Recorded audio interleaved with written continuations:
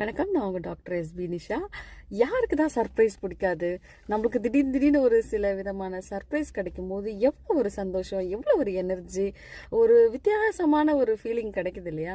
So அந்த மாதிரி உங்களுக்கு ஒரு சர்ப்ரைஸாக திடீர்னு காலையில் ஒன்று கிடைக்கும் போதோ, இல்லை ஆஃபீஸில் நீங்கள் ஒன்று பண்ணிட்டு இருக்கும்போது திடீர்னு உங்களுக்கு கிடைக்கும் போதோ, ஒரு ஸ்கூலில் நீங்கள் இருக்கும்போது உங்களுக்கு அப்ரிசியேஷன் கிடைக்கும் போதோ உங்களுக்கு எப்படி இருக்கும்? சர்ப்ரைஸ் அப்படின்றது கிஃப்டாக மட்டும் இல்லாமல் நம்மளுக்கு பிடிச்சவங்களை திடீர்னு பார்க்கறது, இல்லை நமக்கு பிடிச்ச விஷயம் கிடைக்கிறது, சாப்பிட்ற விஷயம் எதுவும் வேணா இருக்கலாம். ஸோ இந்த மாதிரி சர்ப்ரைஸ் அப்படின்னும் போது திடீர்னு ஒரு சார்ஜ், ஒரு வைப் அந்த மாதிரி கிடைக்குதுல்ல. ஸோ இந்த மாதிரி நீங்கள் எக்ஸ்பீரியன்ஸ் பண்ணும்போது ஆப்போசிட்ல இருக்கிறவங்களுக்கு, இல்லை உங்களுக்கு பக்கத்தில் இருக்கிறவங்களுக்கு சின்ன சின்ன விஷயங்கள் எல்லாம் வந்து நீங்கள் ஒரு எனர்ஜெட்டிக் கொடுக்கறதுக்காக நீங்கள் சர்ப்ரைஸ் பண்ண ட்ரை பண்ணியிருக்கீங்களா? அந்த மாதிரி பண்ணுங்க.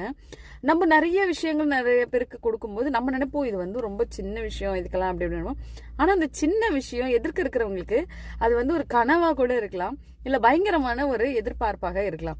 அந்த மாதிரி ஒரு சில விஷயங்கள் செய்யும் போது நம்மள அறியாமலே நம்மளை சுற்றி ஒரு நல்ல பாசிட்டிவ்ஸ் வைப்பும் ஒரு எனர்ஜியும் அது கிடைக்கும். எனக்கு கூட இன்னைக்கு ஒரு நல்ல ஒரு வைபு, அந்த மாதிரி எனர்ஜி கிடைச்சிது. ஸோ நான் இன்னைக்கு யாருக்காவது ஒரு நல்ல காம்ப்ளிமெண்ட்ரியோ, இல்லை வந்து என்னால் முடிஞ்ச ஒரு சின்ன ஒரு சர்ப்ரைஸஸோ அந்த மாதிரி ஏதாச்சும் பண்ணலான்னு பிளான் பண்ணியிருக்கேன். ஸோ நீங்களும் அந்த மாதிரி எப்பவுமே எல்லாரையும் மகிழ்ச்சியாக வச்சுக்க ட்ரை பண்ணுங்கள்.